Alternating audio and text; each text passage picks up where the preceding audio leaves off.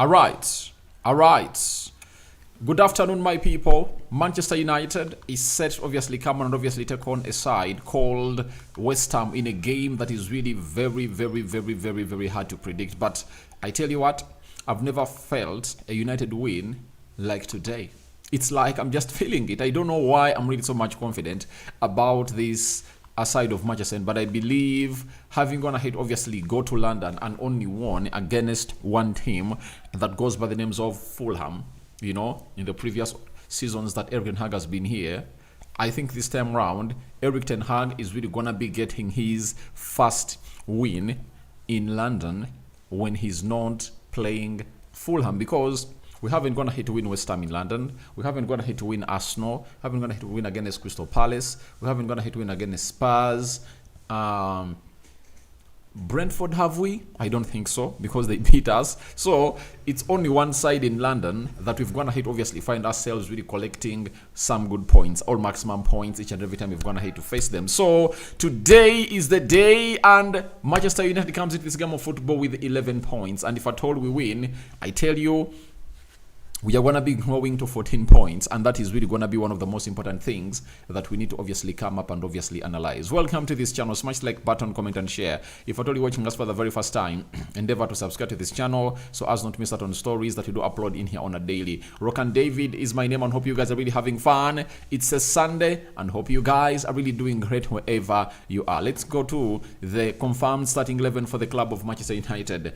Onana, Mazraoui, Delete, Martinez, Fernandes, Hojlund, Rashford, Christian Eriksen, Garnacho, Casemiro, and Diego Dallo. That is the confirmed starting 11 for the club of Manchester United. On the bench, we are having Beindir, Amaz, Evans, Lindelof, Fletcher, Ugarte, Ahmad, Whitley, and Joshua Zexi.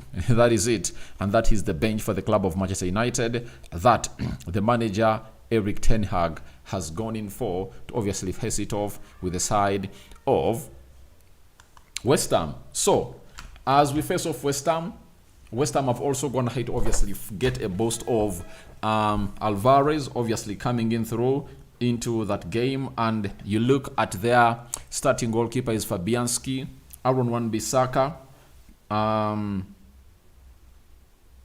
is really going to be starting, and facing us, he's facing his former team, that is Man United. We are having Mavropanos, Kilman, Emerson, Alvarez, Rodriguez, Sola, Paqueta, Bowen, and Antonio. That is the starting 11 for the side of West Ham, as we obviously face them at the London Stadium, a 60,000 capacity seater stadium. And we go to the substitutes: Ariola, Cresswell, Kofor, Somerville, Gilhem, Danny Ings, Todibo, Shushek, and Eveling. So that is the team that the manager, who is really under pressure at West Ham, has gone ahead to choose to obviously come up and really face off with the club of Manchester United at the stadium called the London Stadium. So we come into this game of football when, away from home, by the way, United has just gone ahead to win one game against Southampton, but we lost to Brighton away, we drew with Crystal Palace away, we drew with Aston Villa away, and this is our fourth away game of the season, if at all I'm not mistaken. And at Old Trafford, we've gone ahead to play against Fulham, Liverpool, Spurs, and Brentford. Now, which game am I missing a point on?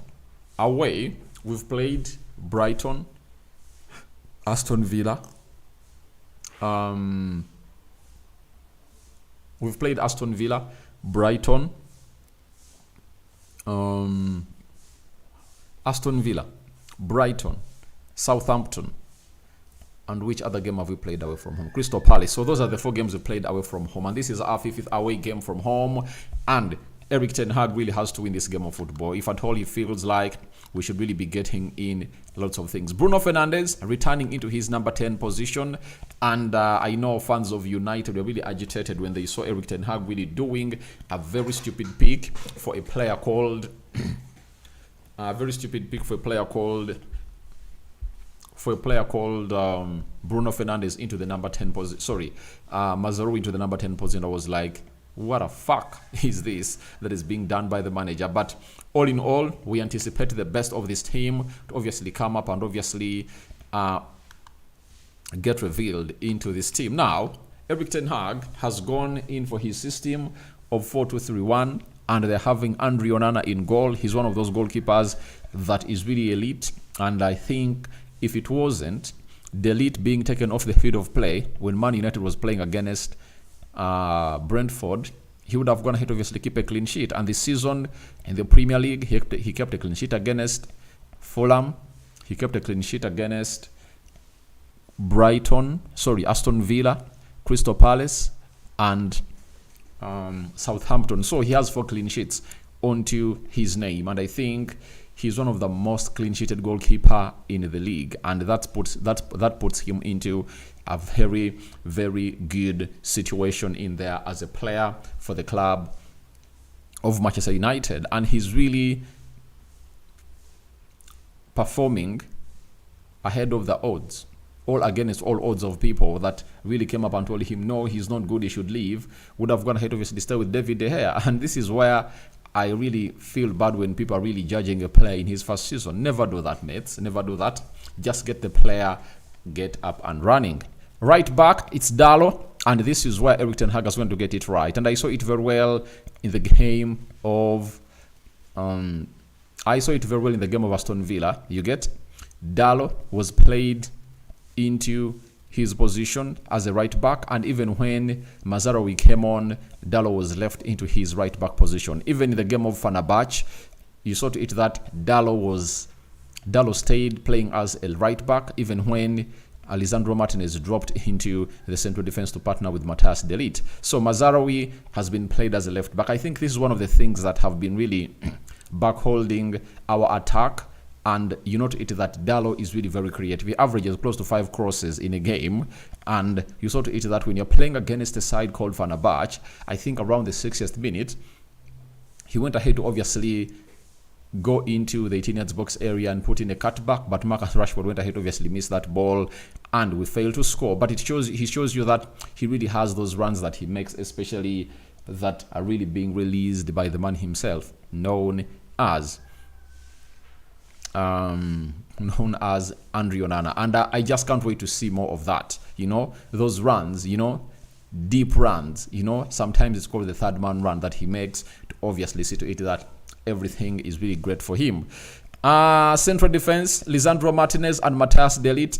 Obviously, looks like this is going to be the centre-back pairing for the club of Manchester United. And one thing I've gone ahead to love about Matthias de Ligt, ever since he came into the club of Manchester United, he has kept himself fit. And I know how good he is, how he helps us defensively, and in those set pieces. His quality of passing and the way he composes himself with the ball into the side of Manchester United is really great, alongside Lisandro Martinez. And this is the comfortability that you get when you're having 2 players that are really good at doing what they are doing, especially in as far as defending is really concerned. And even a lot is really gonna really create lots and lots of magic into the mix. So Lisandro Martinez and Matthias de Ligt looks like they are forming a partnership that Erik Ten Hag really wants. Remember, he's the only left-sided centre-back that we have, and the rest of the players like Lenny Hero will obviously have to partner him until I think when Luke Shaw comes back. That's when the manager will be like, sometimes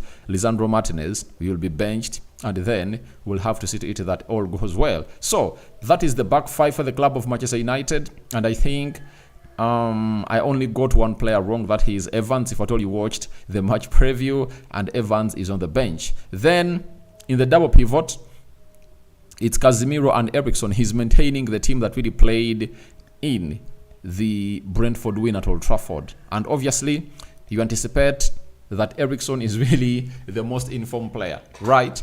When you look at the game that we played against Brentford, he was responsible for creating the 2 chances or the 2 goals. I'm talking about the secondary assists. Rashford had an assist, but he got the ball from Eriksson.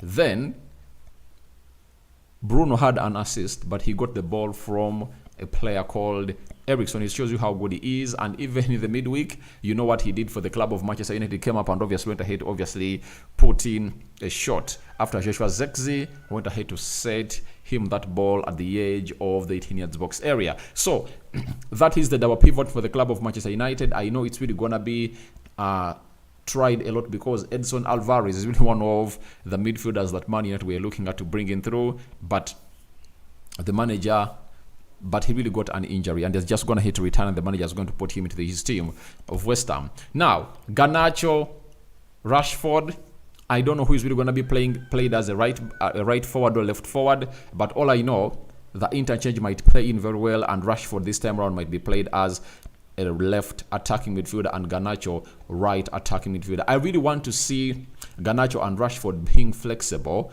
on either wings, because that will help us to confuse our opponents. Sometimes Garnacho drifts to the left, then Rashford to the right, and vice versa. Bruno Fernandes returns from suspension.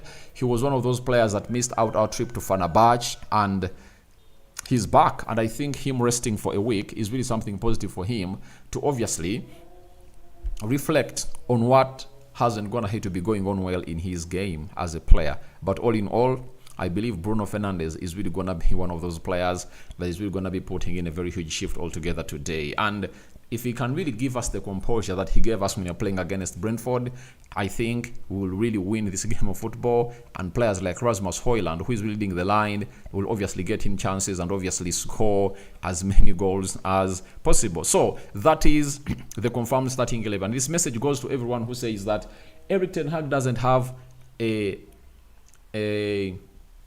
first 11. He's a tinkerman. To me, I don't think that is a tinkerman, because if you reflect well on the team that played against Brentford, it's only one player that is out, and that is John Evans. And Mazaraoui has gone ahead obviously coming for him. And we all know that this entire back 5 of Manchester United has been playing almost all these games like this. You get? They've been playing all the games like this. And Casemiro and Eriksson, I think Kobe Mainoo has been the main man who has been playing this position for the very long period of time possible. But his injury has brought in Casemiro, and people are like, why not Manuel Ugarte? I think Ugarte played well on Thursday, and all I believe is he will come on and really have a part to play in this game, but he will start when you're playing against Leicester City. That's a given. He will start when you're playing against Leicester City, I think on Wednesday in the midweek, when you're playing into the Carabao Cup. And I know he's really going to put in a very huge shift at Old Trafford. So I believe Ten Hag is choosing the games that he's giving Manuel Ugarte wisely, because he knows to it that he deserves to find himself into that position of really being good and better. But we wait and see how that pans out. And Garnacho, obviously, man in form, and I know he's really going to be causing them a lot of havoc, but his selfishness should really stop, because I think it's really costing us as a side. I love him as a player, but he's too selfish each and every time he's really having the ball. So that's something that we've gone ahead to get him through from the side of Manchester United. Now let's get to the side of West Ham and see how they've gone ahead to obviously line up. The formation is 4-2-3-1, the same system that Erik ten Hag has gone ahead to come in for. Fabianski in goal, Aaron Wan-Bissaka right back, Emerson left back, Kilman and Mavropanos central defenders. Rodriguez and Edson Alvarez has gone in for almost 2 sixes to obviously block, all to shield that back 4. Then Bowen, right attacking midfielder. Sola, central attacking midfielder. Lucas Paqueta, obviously left attacking midfielder. And Antonio is leading the line. Now, when you look at Marcus Rashford, or Garnacho to be facing Bissaka, it's really one of those moments that we are really going to reflect, or give us a reflection on what we went ahead to happen during training. Can Rashford skip past Aaron Wan-Bissaka or Garnacho? Because this time around they're really going to be facing him. But we all know to it that he is really one of the hardest players to obviously go past. But the best way to obviously go past him is by really going in for a pass. That is it. Go in for a pass and you'll obviously leave him down. So I think Ten Hag knows his weaknesses and he knows how to obviously deal with him.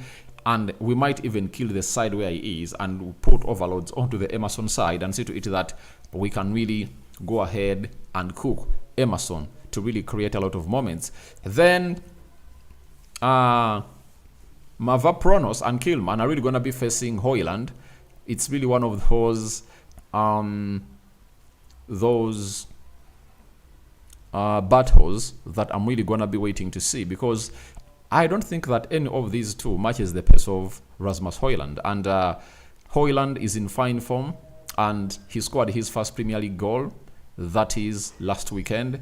And I smell a rat that he's really going to come up with when we obviously put a ball in the back of the net even today, because of his quality. And provided creativity is there, you have no doubt on Rasmus Hojlund and what he can do when he's in the 18 yards box area of the opponent. You have no doubt. You have no doubt into the player. All you are really so much good about is knowing exactly that this guy will come up and obviously put in the required shift of football all together. So Gerard Bowen is going to be facing Mazarawi. I think Mazarawi is really good defensively, and I know that the communication is really going to be there. One thing that we have to look at is who is really going to be dropping back to help this player. You get? Who is really going to be dropping back to help this player defend better? You know, Rashford or Garnacho has to be tracking back very well, and I think that is really going to be okay. For Lucas Paqueta, obviously, he doesn't play as a left attacking midfielder. He inverts inside in the left half space or inside channel to obviously let Emerson really come onto this line, because he's good on the ball, and even going forward he's that good, and he obviously puts in a very good shift altogether. So that's what he's really getting us onto the side of Man United. So we anticipate a lot of things to happen into the mix, and nothing is really going to come up and obviously stop Manchester United from obviously doing the due diligence. So I believe it's really going to be an enticing game, and nothing is really going to stop us from really getting those 3 points, provided we are really composed. All we need is composure, and Erik Ten Hag talked about it in a post that I'm really going to be flashing onto the screen very, very soon. So Mikel Antonio taking on our players, the central defenders. Oh my God. Mikel Antonio is really one of those players that you look at and really understand that he has the energy, the physicality, but he's not all that a player with a skill set, you know. But he can really shock you on the day. You know that he can shock you to the bone marrow. That is Antonio. And he has done it on several teams, and we need to obviously see to it that he really doesn't do it on us. But I know Matthias de Ligt can match his physicality and pace, even Lisandro Martinez. But we need to look at how we considered the goal of Fenerbahce, those Elliot duels, and how we really win them, and the communication. I think de Ligt being not there, Lisandro Martinez and Lindelof obviously found themselves in a position of not really reading the game well. That led to us really conceding that goal stupidly. So this time around, we need to do the needful. One thing I want to talk about is Harry Amers making it to the bench. When you're playing against Fenerbahce, he was on the bench, and he has gone ahead to obviously come and obviously make it the bench today. Now, him making it to the bench sends me two messages. One, maybe Luke Shaw and Malacia are not set to return on time to play for the club of Manchester United. That is it. It might be one of the messages, because in the previous games, the manager couldn't obviously put him on the bench, but him coming in through gives you a message that maybe these players are not close to returning, because we thought that maybe Malacia is close, but it's coming to the end of October and Malacia is nowhere to be seen. Even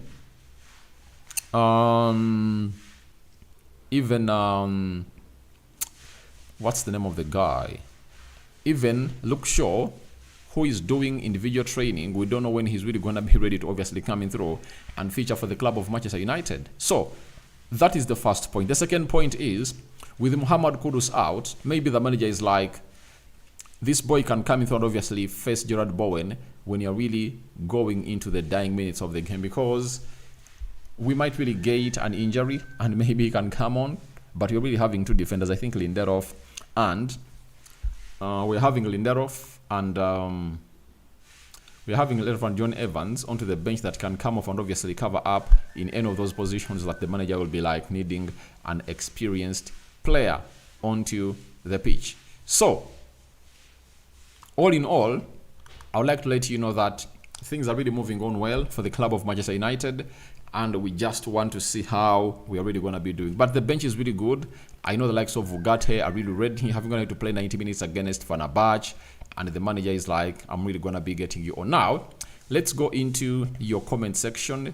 Napari Musa, Man United win over 1.5. All right, thank you. Moses Raboni, Harry Aradi, thanks for the updates, but Ten Hag selection most of the time is not good. Now, I don't know which selection you people want. When one of the players is out, that doesn't mean that the selection is... I think the team is good. This team is good. It's the same team that almost won against Brentford, and it's only one player who is out. That is John Evans, but the rest of the players are really here. You get? So, I think the selection is good, but I don't really bust away your opinion, but I just want you to defend your opinion, Mr. Laboni. Then, Joel Mulea, afternoon, David. United 2, Hammers 0. All right, let's wait and see. Napari Musa, United to win 2-0. George Oganda, we are going to win 3-1. Musa says, Man United all the way. Mr. Chimpa says, good afternoon. Hope you are doing well. We need all the 3 points this afternoon. All the best team, all right.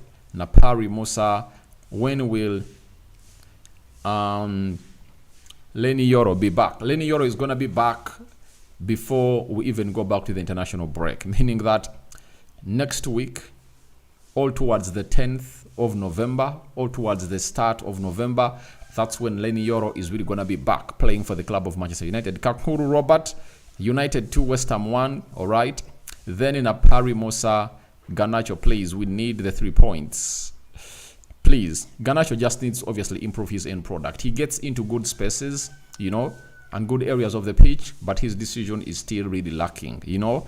He needs to stop running with the ball every time he gets it. Sometimes it's not all about running, you know. We should run with intention, with the ball, knowing what you're going to use the ball for. Garnacho, please, we need 3 points. And again, a Joshua 3-1 win for the club of Manchester United. So, all right, most of you are really positive and you're like, United is walking away with this win. And I'm also really positive about the win. And one thing that Ten Hag is going to hint on that has caught my mind before we went to this game of football has been this. And I was like, all right, he's really right. He's really right that if at all we rectify this, then United is really going to be on a very good winning course. And this is what Eric Ten Hag had to say, you know, before this game of football. He said, Rasmus Hojlund is now fully fit, in full possession of his abilities, and that's a very good thing. Of course, we missed him in the first games of the season. He'll help the team, and it allows us to rotate the squad because there are others who can score goals. He added and said, Zexi, Bruno, Garnacho, Rashford, of course, we have a lot of players who can score goals. Having Rasmus Hojlund back in shape is a very huge boost because we know what he can do. When he starts scoring, he doesn't stop, you know? He doesn't stop. And he's really right onto that. I don't know either there is anyone of you who comes out and really says, no, I'm opposing the manager. What he's saying is not right about that. And this is another fact that he hit on that has gone ahead to obviously be orchestrated on the pitch by Manchester United for the entirety of this season. So far this season, we are hard to beat, but we don't win often enough. You have to win games, and to do that, you have to score. So he's like, our problem are goals, and if at all we obviously get ourselves into the goal scoring mode, then we'll obviously find ourselves in a position of really creating more chances of us qualifying to the Champions League. And I think most of the games we've been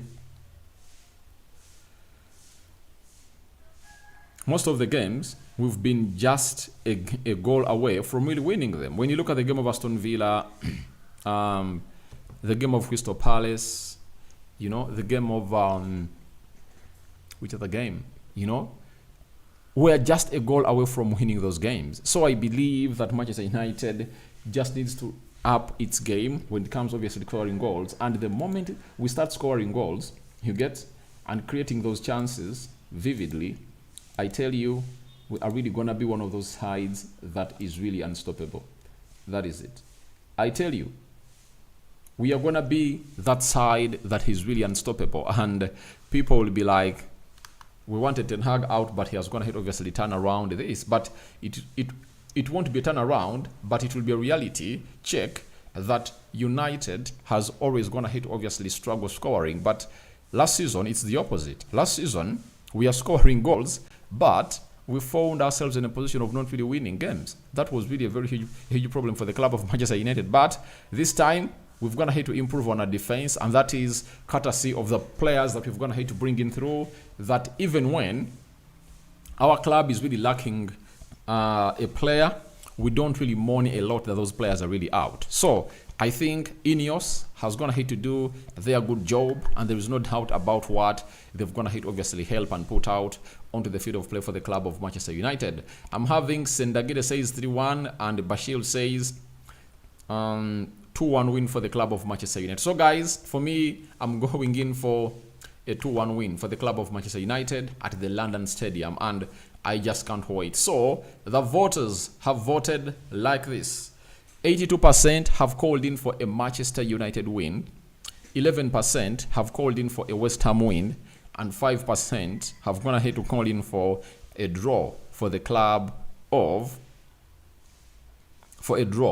that these teams are really going to be sharing points. So that's how you guys have gone ahead to vote. I think we get back in touch when the game of football is done and dusted. You understand? When it's done and dusted, and we see whether we would have gone ahead obviously win the game or not, because I believe that all we need is a win. You know, if we get this win, United goes to 14 points, and when we are 14 points, very many teams are really going to be behind us, because when you look at Chelsea, it's having 14 points, you know.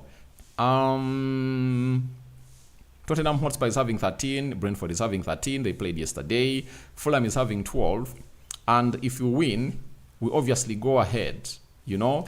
We don't know how Spurs is really going to be performing today, but Chelsea is playing Newcastle, so you anticipate that maybe one of those teams will lose and really get out of the play. And Tottenham is paying a visit to